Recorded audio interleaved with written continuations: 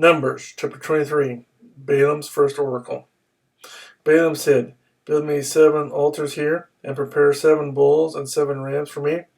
Balak did as Balaam said, and the 2 of them offered a bull and a ram on each altar. Then Balaam said to Balak, "Stay here beside your offering while I go aside. Perhaps the Lord will come to meet with me. Whatever he reveals to me, I will tell you." Then he went off to a barren height. God met with him, and Balaam said, "I have prepared 7 altars, and on each altar I have offered a bull and a ram." The Lord put a message in Balaam's mouth and said, "Go back to Balak and give him this message."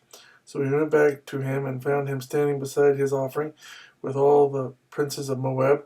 Then Balaam uttered his oracle. "Balak brought me from Aram, the king of Moab, from the eastern mountains. Come," he said, "curse Jacob for me. Come, denounce Israel." How can I curse those whom God has not cursed? How can I denounce those whom the Lord has not denounced? From the rocky peaks I see them, from the heights I view them. I see a people who live apart and do not consider themselves one of the nations. Who can count the dust of Jacob, or number the 4th part of Israel? Let me die the death of the righteous, and may my end be like theirs. Balak said to Balaam, "What have you done to me? I brought you to curse my enemies, but you have done nothing but bless them." He answered, "Must I not speak what the Lord puts in my mouth?" Balaam's second oracle.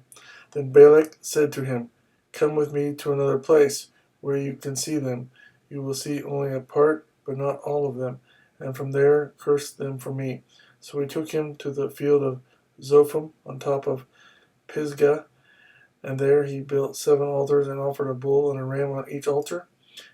Balaam said to Balak, "Stay here beside your offering while I meet with him over there." The Lord met with Balaam and put a message in his mouth and said, "Go back to Balak and give him this message."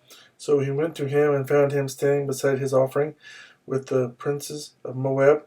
Balak asked him, "What did the Lord say?" Then he uttered his oracle.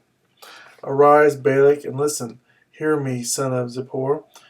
God is not a man that he should lie, nor a son of man that he should change his mind. Does he speak and then not act? Does he promise and not fulfill? I have received a command to bless. He has blessed, and I cannot change it. No misfortune is seen in Jacob, no misery observed in Israel. The Lord their God is with them. The shout of the king is among them. God brought them out of Egypt. They have the strength of a wild ox. There is no sorcery against Jacob, no divination against Israel. It will now be said of Jacob and of Israel, 'See what God has done.'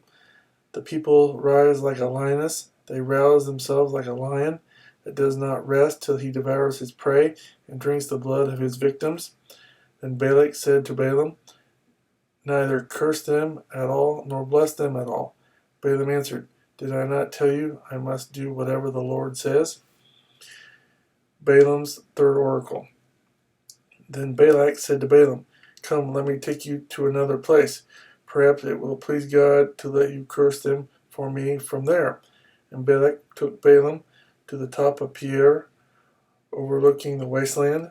Balaam said, "Build me 7 altars here, and prepare 7 bulls and 7 rams for me." Balak did as Balaam had said, and offered a bull and a ram on each altar.